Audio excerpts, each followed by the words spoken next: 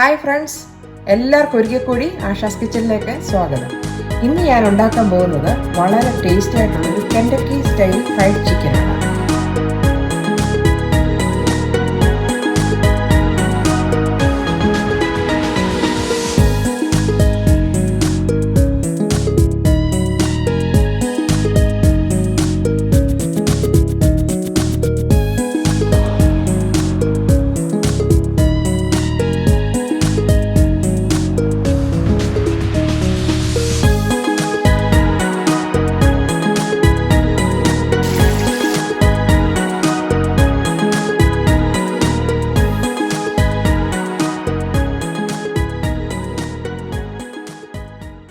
എൻ്റെ മക്കളുടെ ഫേവറേറ്റ് ആയിട്ടുള്ളൊരു ഡിഷാണ്.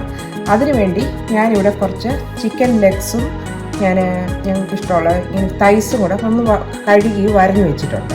അപ്പോൾ നിങ്ങൾക്ക് വേണമെങ്കിൽ അത് ചെറുതായിട്ട് ഇങ്ങനെ ഒന്നിങ്ങനെ പ്രസ് ചെയ്ത് കൊടുത്താലും മതി, എന്നാലേ മസാലയൊക്കെ അകത്തോട്ട് കയറത്തുള്ളൂ. ഞാൻ ജസ്റ്റ് ഒന്ന് വരഞ്ഞു കൊടുത്തിട്ടുണ്ട്. അപ്പോൾ അത് ഫസ്റ്റ് ഒരു മാരിനേഷൻ ഉണ്ട്, അത് കുറച്ച് നേരം മാരിനേറ്റ് ചെയ്തിരുന്നാലേ ആ കെൻഡക്കി സ്റ്റൈലാകത്തുള്ളൂ. അതിനെ ഞാനിത് വേറൊരു ബൗളിലോട്ട് ഇത് ട്രാൻസ്ഫർ ചെയ്യുവാണേ.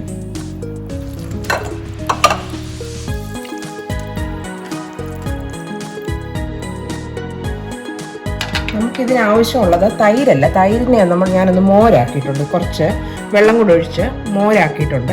ഈ മോരിനകത്ത് വേണം ഈ ചിക്കൻ ഇതൊന്ന് കിടക്കാൻ. ഇതിങ്ങനെ മാരിനേറ്റ് ചെയ്ത് കുറച്ച് നേരം ഇരിക്കണം. അപ്പോൾ ഇതിനകത്ത് നമ്മൾ കുറച്ച് സോൾട്ടും ഈ മോരും കൂടി ഇട്ട് ഇത് നല്ലതായിട്ടൊന്ന് പിടിക്കാൻ വേണ്ടി ഇങ്ങനെ ഓവർനൈറ്റ് വെച്ചാൽ അത്രയും നല്ലത്. എത്രയും നേരം ഇരിക്കാം അത്രയും നല്ലത്. മിനിമം ഒരു 2 hours ഇതിനകത്ത് ഇങ്ങനെ കിടക്കണം. എന്നാലേ ആ ഒരു അകത്തോട്ട് ആ മസാലയൊക്കെ ഒന്ന് പിടിക്കത്തുള്ളൂ, ഒരു ഉപ്പൊക്കെ പിടിക്കത്തുള്ളേ. അപ്പം കെൻഡക്കി സ്റ്റൈലാകണമെങ്കിൽ ഈ ഒരു ഇതാകണം. ഇപ്പം തൈരില്ലെങ്കിൽ നിങ്ങൾക്ക് വിനിഗറോ പാലും കൂടെ വേണം ചേർത്ത്, ഇച്ചിരി വെള്ളം കൂടെ ചേർത്ത് അങ്ങനെ വെച്ചാലും മതി. എന്നാലും ഒരു പുളിപ്പ് കിട്ടും, സിട്രിക് ഇത് കിട്ടാൻ വേണ്ടി. അപ്പോൾ ഇത് ഞാൻ ഒരു 2 മണിക്കൂർ കവർ ചെയ്ത് മാരിനേറ്റ് ചെയ്യും. ഇതാണ് ഫസ്റ്റ് പ്രോസസ്സ്.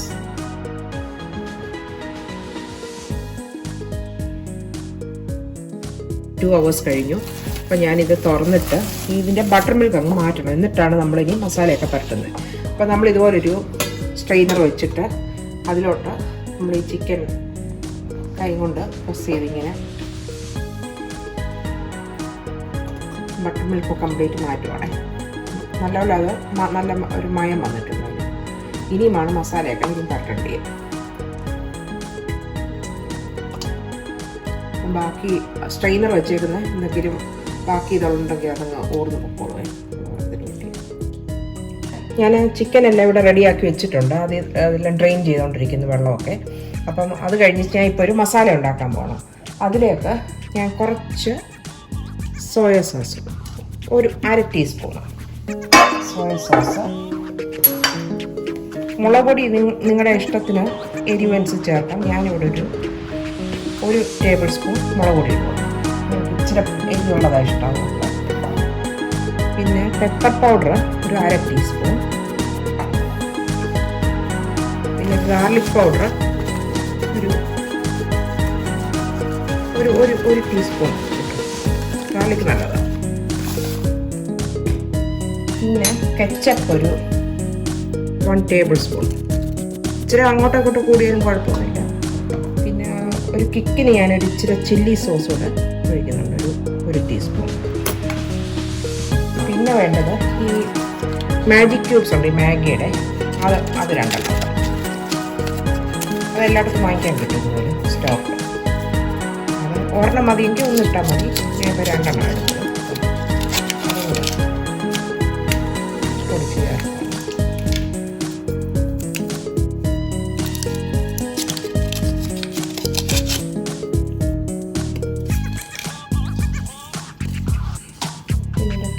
സ്വല്പം ഉപ്പൂടിട്ടേക്കാം.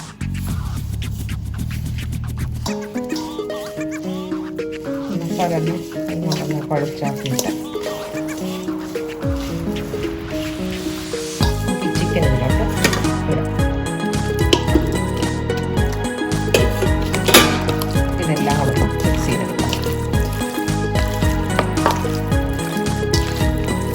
സ്പൈസ് ലെവൽ നിങ്ങൾക്ക് ഇഷ്ടമുള്ള അനുസരിച്ച് കൂട്ടോ കുറയ്ക്കുകയോ ചെയ്യണം. ഇപ്പം ഞങ്ങൾക്ക് ഇച്ചിരി സ്പൈസ് വേണ്ടി ഉണ്ടായി കുറച്ചൊരു സ്പൈസ് കൂട്ടിയിട്ടേക്കുന്നത്.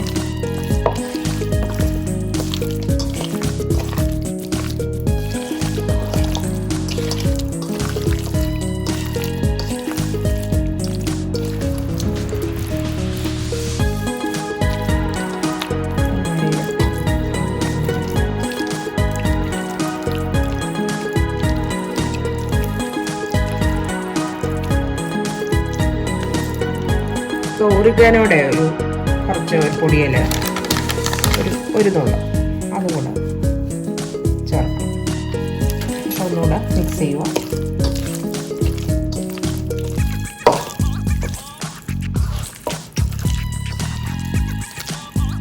അപ്പോൾ ഈ മസാലയെല്ലാം മിക്സ് ചെയ്ത് കഴിഞ്ഞു. ഇതൊരു 10 മിനിറ്റ് ഇങ്ങനെ ഒന്നിരിക്കട്ടെ.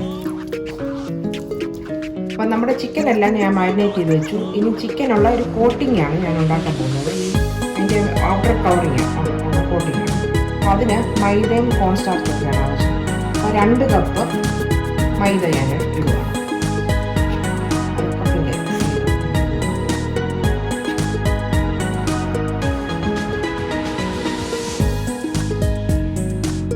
2 കപ്പ് മൈദ, 4 ടേബിൾ സ്പൂൺ കോൺ സ്റ്റാർച്ച്, പിന്നെ അരിപ്പൊടി ഒരു 2 ടേബിൾ സ്പൂൺ എടുത്തിട്ടുണ്ട്. ഇത് എക്സ്ട്രാ ക്രിസ്പ് ആകും അതിൻ്റെ ഔട്ടർ കവറിങ്.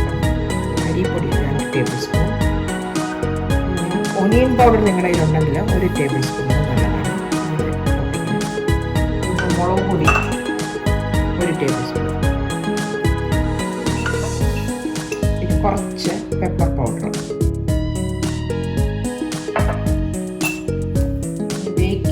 ബേക്കിംഗ് സോഡ വേണമെങ്കിൽ ഒരു നുള്ളു കേട്ടോ, ബേക്കിംഗ് സോഡ.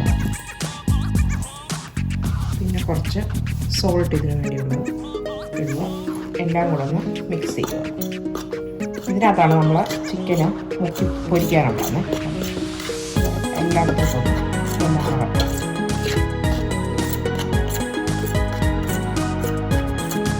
ചിക്കന് ഫ്രൈ ചെയ്യാനുള്ള ഈ പൊടികളെല്ലാം റെഡിയാക്കിയിട്ടുണ്ട്. ഇനി അത് മുട്ടയുടെ ഒരു ബാറ്ററി ഞാൻ ഉണ്ടാക്കുകയാണ്. അത് ഇച്ചിരി വെള്ളത്തിലിരുന്ന് മുട്ടയിൽ ഇങ്ങനെ ഒന്ന് മുക്കി എടുത്ത് ചെയ്യില്ല. അതിന് പകരം മുട്ട ഇങ്ങനെ ഉടച്ചിട്ട് കുറച്ച് തണുത്ത വെള്ളം ഇങ്ങനെ ഒഴിക്കേ. ഞാൻ കാണിച്ചാൽ ഇതിന് വേണ്ടിയുള്ളതാണ്. തണുത്ത വെള്ളം ഒഴിച്ച് ഇതിങ്ങനെ വെക്കും. ഇനിയിപ്പോൾ നമ്മൾ അസംബ്ലിങ് തുടങ്ങുവാണ് മുട്ടയുടെ.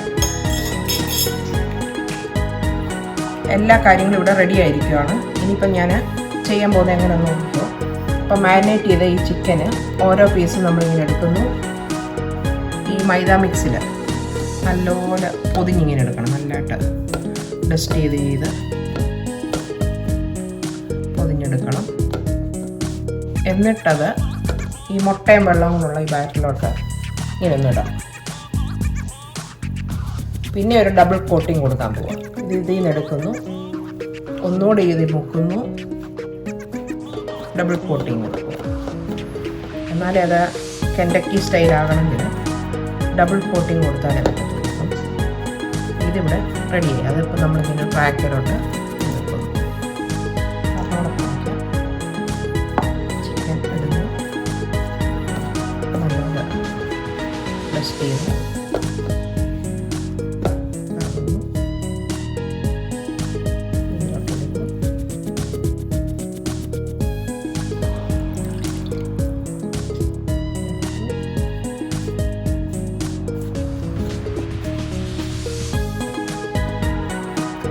ഞാനിപ്പോൾ എല്ലാം ഒന്ന് കോട്ട് ചെയ്തിട്ട് വരട്ടെ. നമുക്ക് ഈ ചിക്കൻ എല്ലാം ഒന്ന് ഫ്രൈ ചെയ്തെടുക്കുക എന്നുള്ളതേ ഉള്ളൂ. നിങ്ങൾക്ക് ഈ സ്റ്റൗവിൽ ഒരു കടായിൽ എണ്ണ ചൂടാക്കിയിട്ട് സാധാരണ പൊരിച്ചെടുക്കുന്ന പോലെ പൊരിച്ചെടുത്താൽ മതി. ഞാനിവിടെ ഒരു ഇലക്ട്രിക് ഒരു ഡീപ്പ് ഫ്രയർ ഉണ്ട്, അതിലോട്ടാണ് വെക്കുന്നത്. അപ്പം ഞാൻ നിങ്ങൾക്ക് അത് കാണിച്ചു തരാം. അപ്പം എണ്ണ ഇങ്ങനെ തിളച്ച് കിടക്കുവാണ്. ഇവിടെ ഇങ്ങനെ ഒരു നെറ്റൊക്കെ ഉണ്ട്. അപ്പം ആ നെറ്റിലോട്ട് ഈ ചിക്കൻ ഓരോന്നായിട്ട് വെച്ച് കൊടുക്കുക.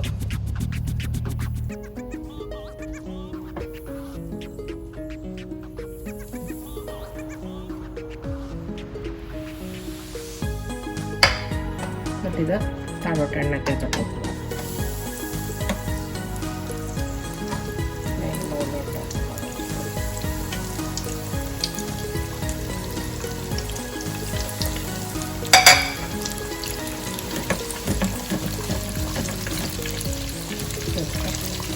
അടച്ചു വെച്ചാൽ തന്നെ ഇരുന്ന് ഓട്ടോമാറ്റിക് അതങ്ങ് അയക്കുള്ളൂ. ഒരു 180 ഡിഗ്രിയിൽ ഞാൻ വെച്ചേക്കുന്നത്.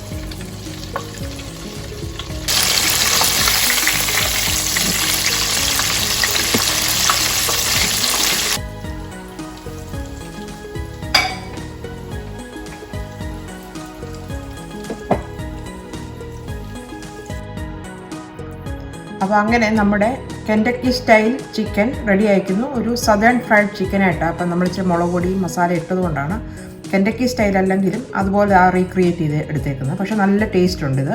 ഇതെല്ലാവരും ഇത് ട്രൈ ചെയ്ത് നോക്കണം. ഞാൻ അതിൻ്റെ കൂടെ കുറച്ച് ഫ്രഞ്ച് ഫ്രൈസും കൂടെ ഫ്രൈ ചെയ്ത് വെച്ചിട്ടുണ്ട്. അപ്പോൾ അതുപോലെ നിങ്ങളൊന്ന് നോക്കിയാൽ മതി. അത് പിന്നെ ഒരു കാര്യം കൂടെ പറയേണ്ടത്, ചിക്കൻ ഫ്രൈ ചെയ്യുമ്പോൾ ഒരിക്കലും വെളിച്ചെണ്ണ യൂസ് ചെയ്യരുത്. കനോള ഓയിൽ ഓർ സൺഫ്ലവർ ഓയിലാണ് യൂസ് ചെയ്യേണ്ടത്. മീഡിയം ഹീറ്റിലിട്ട് ഇത് ചെയ്യാവൂ, അല്ലെങ്കിൽ പുറം കരിഞ്ഞു പോകും, അകം വേഗത്തില്ല. അതുകൊണ്ട് ചെറിയ സ്ലോ ഫയർ വേണം ഇത് ഫ്രൈ ചെയ്തെടുക്കാൻ. അപ്പോൾ എല്ലാവരും ഇത് ട്രൈ ചെയ്ത് നോക്കുമല്ലോ. അപ്പം വീണ്ടും നല്ലൊരു വിഭവമായിട്ട് തീർച്ചയായിട്ടും വരും. Till then bye.